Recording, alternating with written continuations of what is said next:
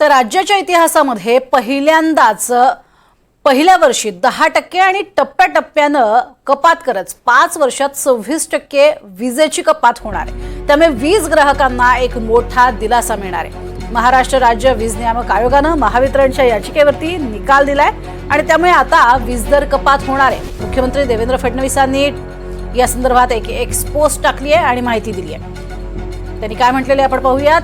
राज्याच्या इतिहासात प्रथमच पहिल्या वर्षी 10% आणि टप्प्याटप्प्यानं कपात करत 5 वर्षात 26% वीज दर कमी होणार आहेत। महाराष्ट्र राज्य वीज नियामक आयोगानं हा नियम महावितरणच्या याचिकेवर दिल्याबद्दल आम्ही त्यांचे आभारी आहोत।